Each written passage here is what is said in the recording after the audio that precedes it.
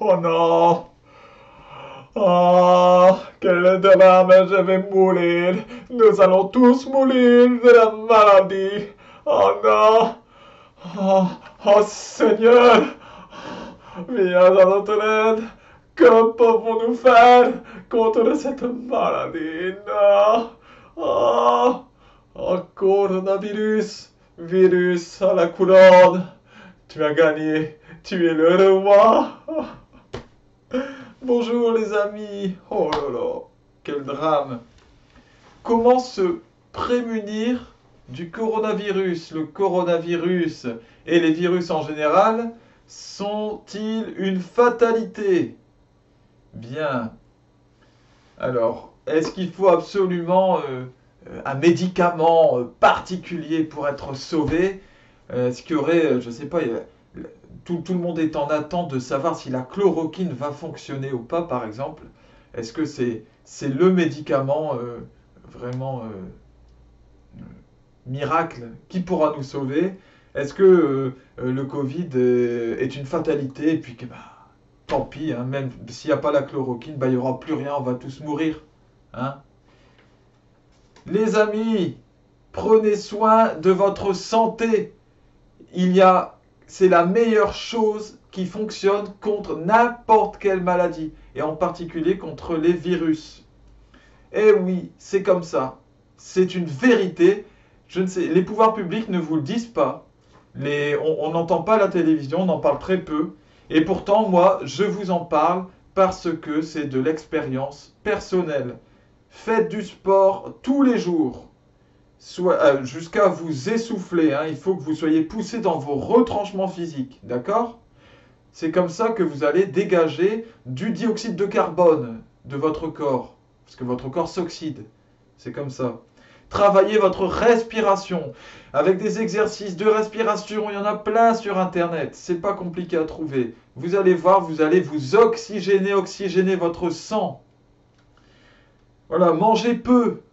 Jeûnez. En plus, en période de carême, même les non-croyants, jeûnez. Et mangez bien. Le peu que vous mangez, il faut que ça vous nourrisse d'oxygène. Il faut que ça vous nourrisse d'air, de bonnes choses, que ça vous nourrisse réellement. Mangez beaucoup de légumes. On le dit aux enfants, mais adultes, on a du mal à l'entendre. Hein. Nourrissez votre âme, votre cœur de belles choses. C'est comme pour garder la pêche, pour garder le plaisir de vivre, la légèreté. Voilà, aimer les autres. Et attention aux médisances, attention au commérage, et attention à parler de négatif. Vous savez, les fameux 3 filtres. Et si vous dites quelque chose, est-ce que c'est vrai? Est-ce que c'est bon? Et est-ce que c'est utile de le savoir? Bien, quand vous dites quelque chose sur quelqu'un d'autre, faites-le passer à travers ces filtres. Et surtout, en fait, il y a un seul filtre qui résume les trois. Est-ce que c'est fait avec amour? Faites les choses avec amour. Surtout, laissez tomber les bêtises qui vous éloignent de tout ce que je viens de dire. La cigarette, le sucre industriel, ça c'est une catastrophe. Toutes les mauvaises habitudes, hein, les mauvaises musiques, les séries bidons qu'on regarde sur Netflix, laissez tomber tout ça. Ça vous empêche donc de vouloir bien faire, ça vous détache du bien, et du coup, vous n'avez plus envie de faire le sport tous les jours, vous n'avez plus envie de travailler votre respiration, de manger peu, de jeûner, parce que ça, il faut une forme de spiritualité pour le faire, ça va toujours avec. Les médocs, les masques, le confinement ne servirait à rien si chacun faisait cela. Je vais vous expliquer quelque chose.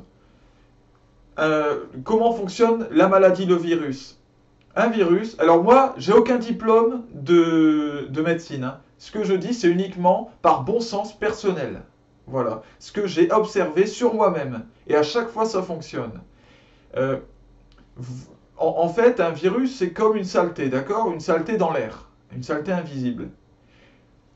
Comment échapper à cette saleté en ayant un corps qui ne peut pas attraper cette saleté, qui soit une passoire, vous voyez, que cette saleté passe à travers votre corps, qui soit suffisamment pur pour ne pas l'attraper. Si vous laissez votre sang oxyder. Hein. L'oxyde, c'est très simple. Vous vous réveillez le matin dans une chambre qui a été fermée toute la nuit, d'accord? Surtout si vous êtes à plusieurs, si vous avez dormi avec votre conjoint, il y a toujours une odeur. C'est pour ça qu'on aère. Et bien cette odeur-là, c'est l'oxyde. C'est ça, l'oxydation. C'est le dioxyde de carbone. Bon, eh bien, quand votre sang s'oxyde, quand votre corps s'oxyde, en fait, il s'encrasse. Vous sentez bien que ça sent quelque chose de mauvais. C'est comme une saleté. Eh bien voilà, votre corps s'encrasse par l'oxyde, par le dioxyde de carbone, si vous ne travaillez pas votre respiration et l'oxygène. Si vous mangez n'importe quoi, vous vous oxydez. Si vous ne vous respirez pas, surtout si vous fumez, vous vous oxydez. Si vous ne faites pas de sport, que vous n'allez pas dans vos retranchements pour gagner de la respiration, des capacités respiratoires, et puis pour alimenter vos muscles en air, vous vous oxydez. Voilà. Faites fonctionner vos méninges aussi. Lisez, écrivez. Très important, moi en ce moment j'ai l'éthique à Nicomaque, c'est un livre de philosophie.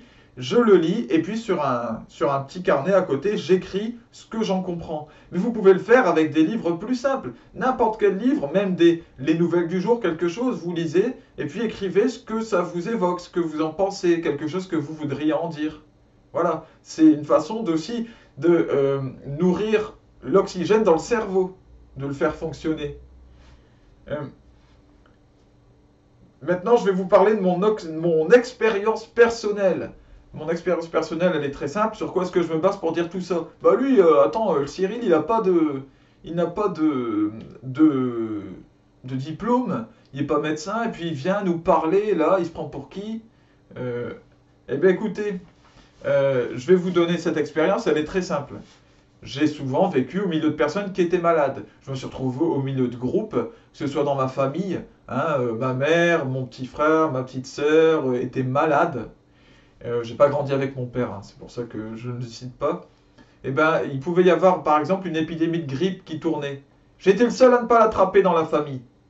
Et si je l'attrapais, ça durait une journée, maximum. Ça a toujours été comme ça. Les épidémies de gastro-entérite que l'on connaît tous. La même chose. Voilà, les angines, les choses comme ça, si vous avez une hygiène de vie irréprochable, vous n'attrapez pas ces choses. Et moi, je voyais autour de moi, ma famille, chaque membre, eh bien, qui gardait cette maladie pendant 3 jours, 4 jours, complètement à plat. Moi, ça durait un seul jour, je ne mangeais rien pendant la journée.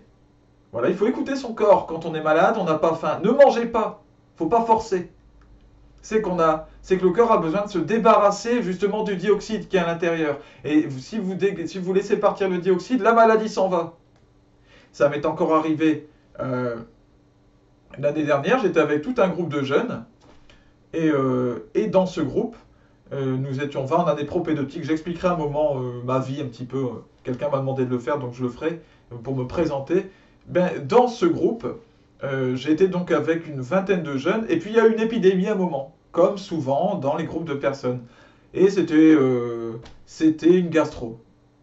Je ne sais plus si c'était une grippe ou une gastro. Il y avait même peut-être les deux.